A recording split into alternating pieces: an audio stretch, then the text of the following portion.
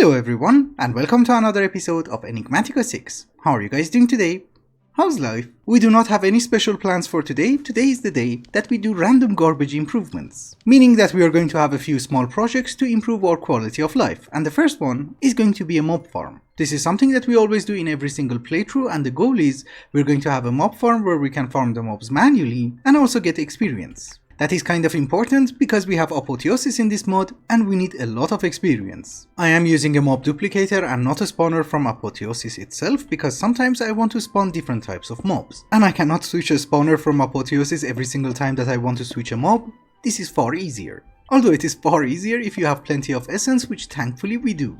Oh, wireless redstone was a quest.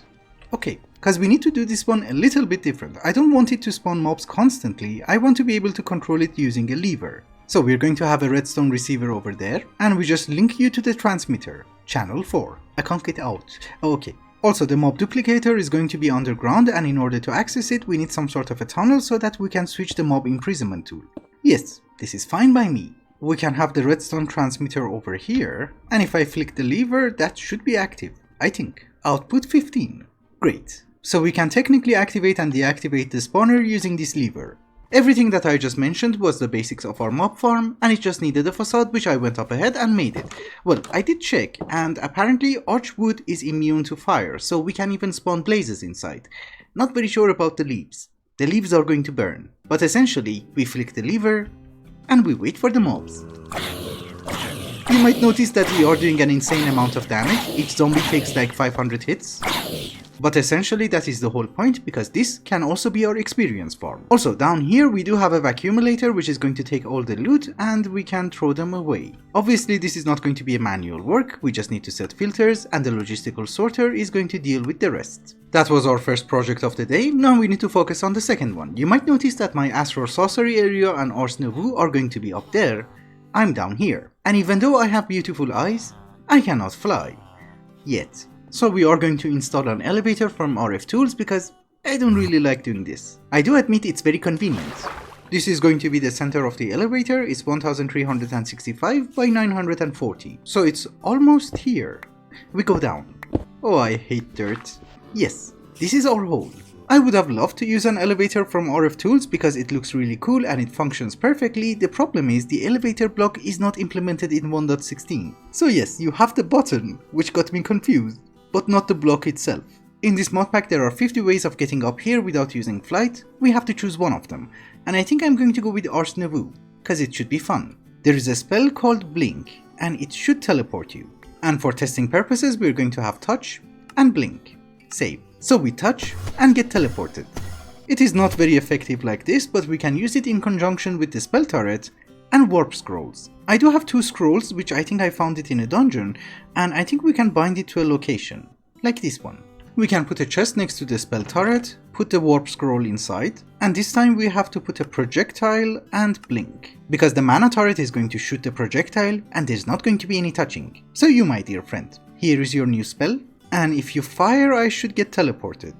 No, you cannot read the inventory? Yes, you can, okay. Cause you know, I had a blank one inside and I think it was confused. And it's not a one-time use. We can use this indefinitely. Nice. So basically what we can do is that we can bind the scroll to here and then jump down. That's gonna hurt. Give you the spell, the coordinates goes inside the barrel, and you need mana. I put a volcanic accumulator over there, a mana jar, and we should be good to go. If I flick the lever, I should get teleported. Yes. Of course we're not going to do that with a lever, maybe a pressure plate. Or maybe an infrared entity detector. That sounds cool. Just to let you know, instead of using an elevator, we're basically teleporting, but in a very fancy way. So I have set it up completely, and if we walk in, we're hit with a beam, and we teleport. You guys already know how the spell turret itself works. We do have a barrel back here which does have our coordinates that we should be teleported to, and I do have an entity detector over here which will detect me when I walk inside. The entity detector is going to power this block, the redstone transmitter is going to take that signal and it's going to send it over here. We have a repeater and we do have the barrel, and somehow the redstone signal goes through the barrel. I was surprised. Anyways, long story short, I go in, I get teleported. But there are a few points. First off, we don't need the stupid shaft. I have to cover it, and secondly we need the exact same thing over here so that I can teleport downstairs. Our elevator system is finally ready, and it's fully functional. I'm very happy with this. We can even go in and go down. We have so many means of transportation in this mod pack that I think for each and every part of our base we can use a different one. For example, this was Ars Nouveau. For here we can use a gantry carriage. Although this is a very long distance, and there's lava. Maybe we should put out the lava first. Not that we're going to have a gantry carriage today, but you know, this one takes time. Also, I have never been up here. How does it look? Nice. We have a crazy amount of space for expansion. That's actually really good. How do we get back? I missed. No. These guys that you see over here, they have to leave. They need a permanent location. At the other side of the forest of Valhalla, there is a jungle. And yes, just in case you didn't know, the official color of Valhalla is purple. So that is the forest of Valhalla, this is the jungle, and that is the point of interest. A jungle temple. I was thinking maybe we can convert it into a villager trading hall. I'm not sure. We kind of need torches. Jungle temples are not very big. Where do we fit them? There is a redstone line which goes here. Okay, that was for the tripwire. My bad. So I'm not exactly sure, but we can work something out. But on the matter of transportation, you might notice that we are here, and our base is right over here. And thankfully in this mod pack there is a mod called Transport. Very convenient. Yeah, I don't think that's going to work. Nope, it's a shame. I like locomotives. Aha! This one can work. 5 blocks per tick. That is 100 blocks per second. And our entire distance is going to be 260 blocks. So 2.6 seconds?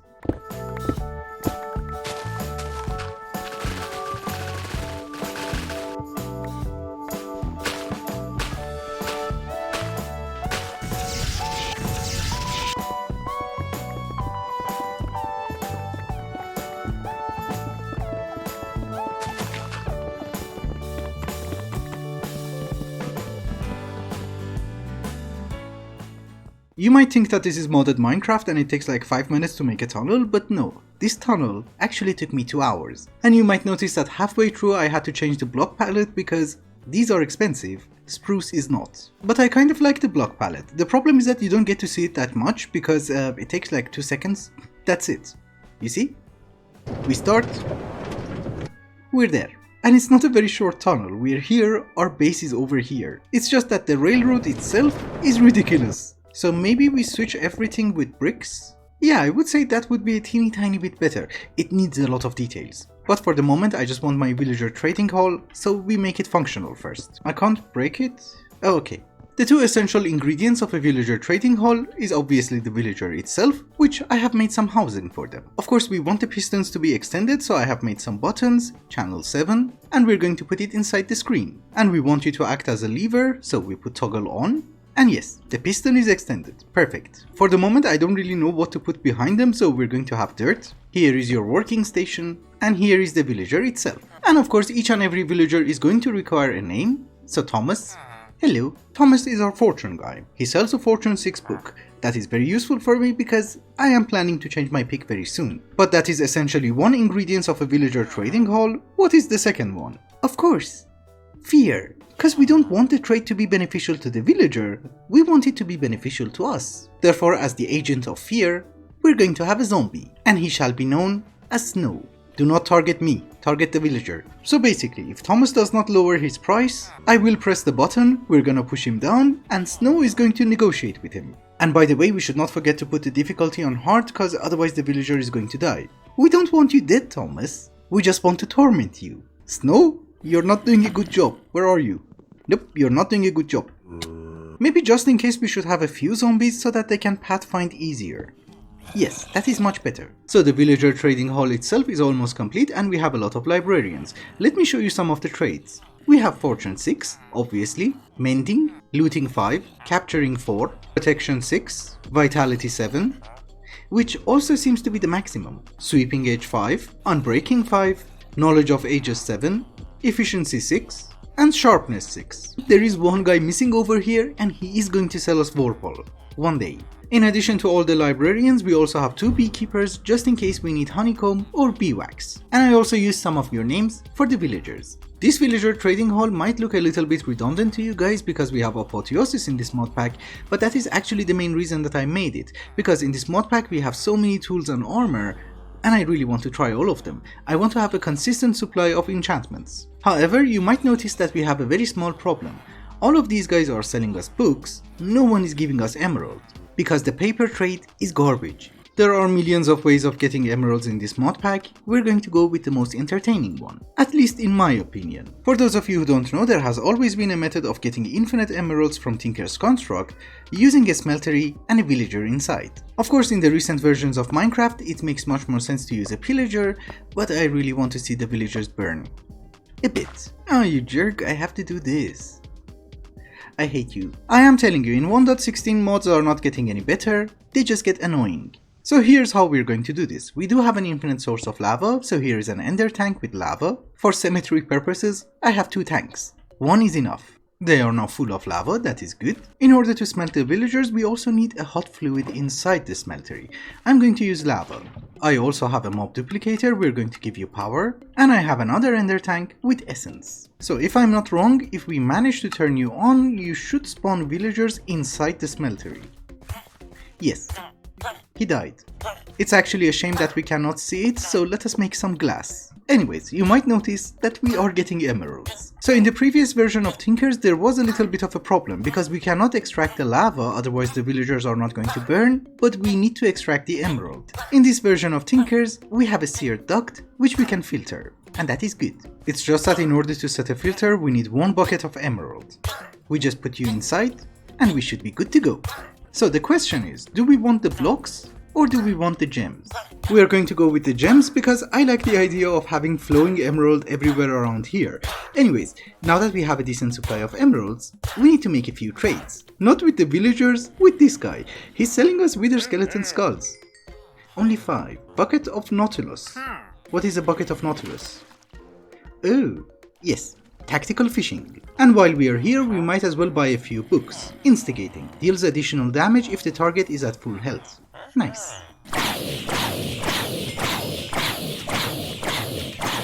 I have done some enchantments, I have repaired my tools, and I wanted to go and visit the autumn dimensions.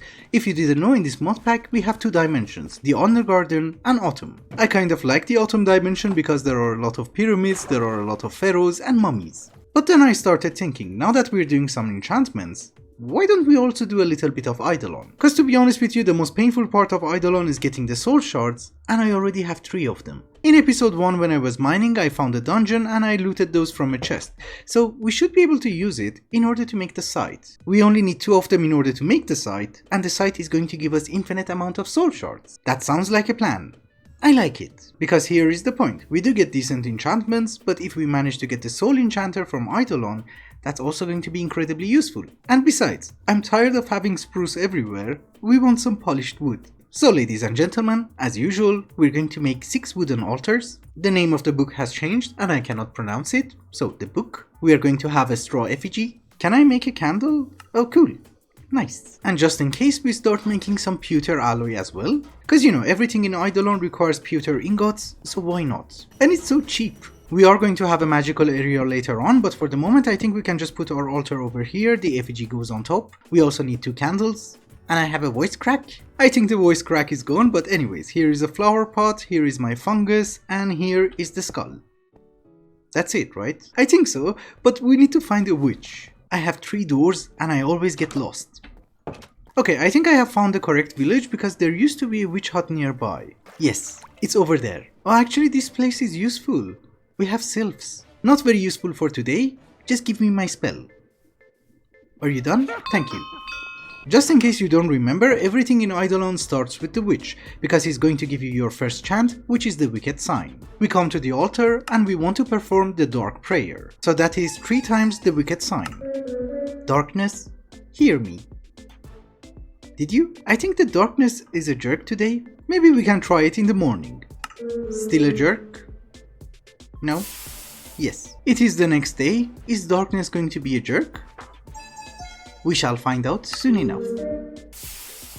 I hate you. You know, I say getting soul shards is going to be a pain, but it takes like 2 minutes. Because it does not have a crazy recipe and we do have a mob farm. All we need is 2 stone hands with redstone, bone meal in the center, and a few zombies. Hello. We just wait for them to build up. That should be enough. We set you on fire, and we should be good to go. Let us do this one more time and we should have plenty, because I also need to make arcane gold. That's a lot. Holy. So while we are waiting for the next day and we are waiting for darkness to grace us with his presence, let us do some alchemy. We need to make something called arcane gold, which is used in making the goblet as well as other stuff in Eidolon. But we are first interested in goblet because we need to do some sacrifices. So water goes in. Are you boiling? Yes, you are boiling. Good. So it's 2 redstone, 1 soul shard, 2 gold. And there is no steering required. Okay. So 2 redstone, 1 soul shard. We have a chemical reaction, so 2 gold. Thank you. That's not a quest. Oh, you need 16. And a bunch of other stuff. Okay. I don't know if the goblet actually adds to the power of the altar or not, but here is a goblet, which goes over there. So please, don't be a jerk. Why? Am I doing this wrong? No, the fungus is okay. You know, we can't really wait 10 minutes in order to do a chant, so maybe we should manipulate the time? So if I'm not wrong, this ritual should accelerate daytime and make it into night.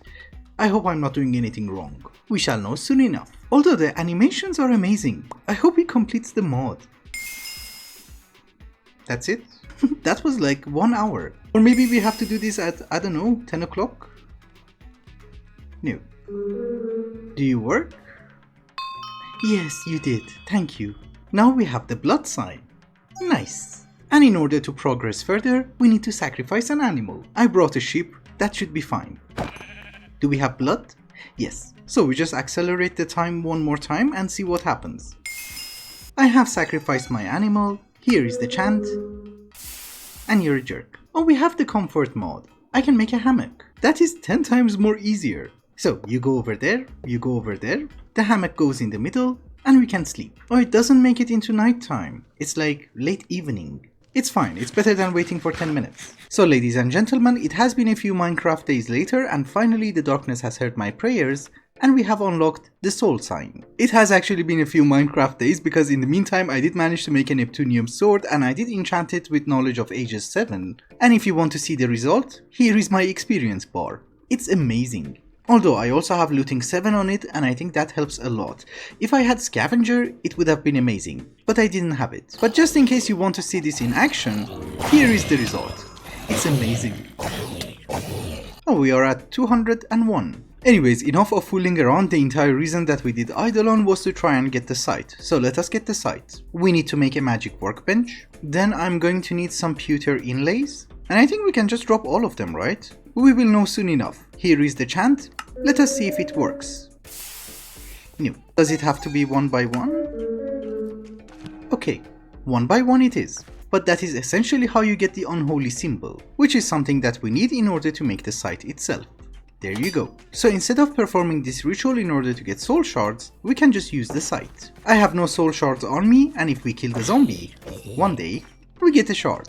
I am going to enchant it later on, but for the moment, let us get our soul enchanter. This is the best. I got this question a lot in Enigmatica, that how the hell did I manage to get a lot of enchantment on my sword, and for demonstration purposes, since I do not care about soul shards or experience, we're going to try and enchant an iron sword. So you put the sword in, you put soul shards, and you can choose what kind of enchantment you want. And it only costs you 1 level, and if you want to upgrade it, that will cost you 2 levels. I don't really need the sword itself, so we're going to spam it as much as we can. And there you go, that is a maxed out sword. But if you get lucky, it's actually very useful in order to upgrade the enchantments that you currently have. For example, I have capturing 4 and I can get 5. I can also get soulbound, so why not? Leech isn't that bad. Oh, scavenger! Nice. But enchantments aside, there is another reason that we need a lot of experience. So let me gather some and I'm going to explain.